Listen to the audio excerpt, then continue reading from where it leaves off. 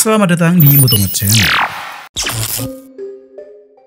Brother, sungguh pemandangan yang luar biasa bukan? Ketika pembalap modern melakukan aksi ekstrim di tikungan dengan kemiringan yang luar biasa. Pembalap merebahkan badan mulai dari lutut, siku, bahkan pundak menempel di aspal.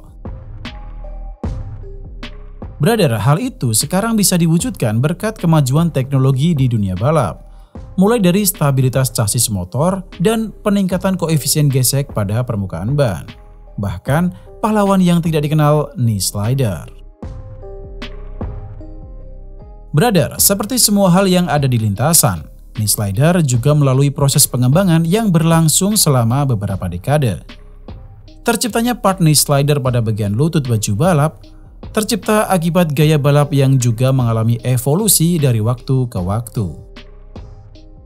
Brother, seperti yang brother ketahui, Grand Prix of Motorcycle atau MotoGP yang kita kenal sekarang ini, pada awal balapan ini dibentuk pada tahun 1949, para pembalap menggunakan baju balap yang terbuat dari kulit sederhana. Tanpa ada piranti keselamatan seperti yang saat ini kita lihat di lintasan balap. Jika brother perhatikan, pembalap sebelum era 70-an, mereka akan duduk tegap di atas jok meski sedang berada di tikungan. Dan sedikit mengeluarkan lututnya. Lutut pembalap pun masih cukup jauh di atas aspal. Nah brother, terciptanya knee slider bermula ketika pembalap dipaksa untuk lebih cepat di tikungan. Dengan dukungan evolusi teknologi ban dan juga chassis motor mereka, pembalap dipaksa untuk menambah kecepatan motornya di tikungan. Dengan cara lebih dalam memiringkan motornya. Orang yang mempopulerkan knee sliding atau kita bisa menyebutnya knee down adalah King Kenny Roberts Senior yang legendaris. Namun ia bukanlah orang pertama yang melakukannya brother. Karena pembalap Finlandia Jarno Saarinen lah pembalap pertama yang melakukan teknik tersebut di lintasan balap. Pada balapan Ontario Motor Speedway pada tahun 1972, Roberts menyaksikan Saarinen menggantung di sebelah motor, menggeser badannya dari atas jok, dan menjulurkan lututnya di tikungan. Gaya balap Saarinen ini dikenal dengan teknik hang-off. Back now with the leaders, and Saarinen has nipped ahead of Agostini again.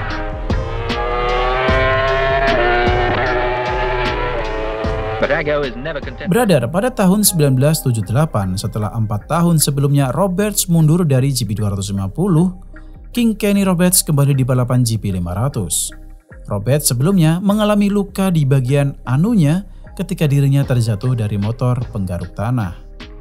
Nah, ketika balapan GP 500 1978, Roberts memutuskan mencoba teknik Saarinen dengan menggeser badannya lebih jauh dari jok dan lebih menurunkan lututnya.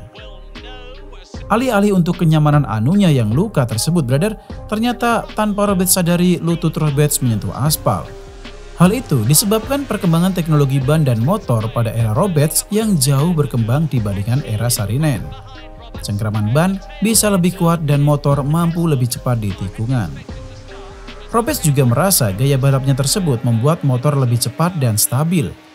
Gaya knee down Roberts tersebut membuatnya lebih mudah mengukur sudut kemiringan motor dan bisa membuatnya jauh lebih cepat dari pembalap lain. Brother, karena terlalu sering melakukan knee downs dengan baju balap kulit standar, baju balap Kenny Roberts pada bagian lutut tergerus dan berlubang. Selain itu, kulit tidak meluncur dengan baik sebab koefisien gesek yang tinggi dan dapat mencengkeram di permukaan aspal. Kemudian, Roberts mencoba melilitkan lakban di bagian lututnya brother untuk mempertebal baju balap yang bersentuhan dengan aspal lintasan. Hal ini membuatnya lebih percaya diri melibas tikungan dengan teknik knee down yang ia populerkan. Dan ini adalah pertama kali knee slider diaplikasikan di baju balap dengan bahan lakban. And this is classic motorcycle Grand Prix racing at its very best and the 100,000 odd spectators enjoying every moment of it. Gaya balap Roberts yang dianggap lebih efisien, banyak pembalap lain yang menerapkan gaya yang sama. Seperti Freddie Spencer ini yang mencoba melilitkan lakban di lututnya. Namun brother, karena masalah gesekan yang terlalu besar, beberapa pembalap mencoba melapisinya dengan kaca helm yang sudah tidak digunakan. Seperti baju balap milik Eddie Lawson ini yang ditempelkan kaca helm bekas dengan lakban di bagian lututnya. Setelah 3 musim balapan Grand Prix disuguhi pemandangan lakban di lutut para pembalap, akhirnya brother Dainese melangkah maju dengan menciptakan baju balap dengan penutup lutut yang dijahit pada musim balap 1981. Baju balap itu memiliki beberapa silinder plastik yang mencuat dari bagian dasarnya dan dijuluki porcupines atau landart karena memiliki bentuk yang sangat unik, terdiri dari rangkaian tabung plastik yang akan keluar ketika pembalap menekuk lututnya. Dan disinilah knee slider pabrikan pertama diproduksi. Tapi karena slider plastik tersebut sulit diganti brother, pada musim balap 1982 muncullah baju balap dengan bantalan lutut velcro yang dilapisi kulit. Kali ini knee slider terbuat dari kulit yang lebih keras, mudah diganti, tetapi masih kurang cukup licin untuk digesekkan di aspal lintasan. Kemudian brother, pada tahun 1986, jenis knee slider baru muncul. Pelindung ini terbuat dari plastik dan mulai terlihat berbentuk oval seperti yang kita lihat sekarang ini. Namun, knee slider modern yang sebenarnya muncul pada tahun 1990-an dengan bentuk dan bahan yang kita lihat saat ini. Tapi beberapa pengendara terus menyuarakan keberatan mereka karena plastiknya yang terlalu keras. Jadi para pembuat baju balap dan knee slider terus berupaya meningkatkan kelicinan dan ketahanan knee slider.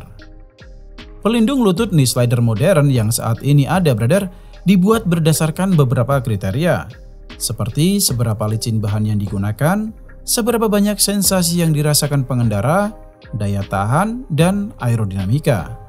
Knee slider untuk balapan kondisi hujan juga tersedia dalam ukuran yang lebih tebal, sehingga pembalap tidak terlalu perlu mencondongkan motornya seperti saat berada di lintasan kering. Oh ya brother, knee slider yang dijual bebas di pasaran ternyata dibanderol cukup terjangkau. Knee slider yang dijual brand Dainese di pasaran dibanderol mulai dari $80 atau setara 1,3 juta rupiah saja untuk satu set.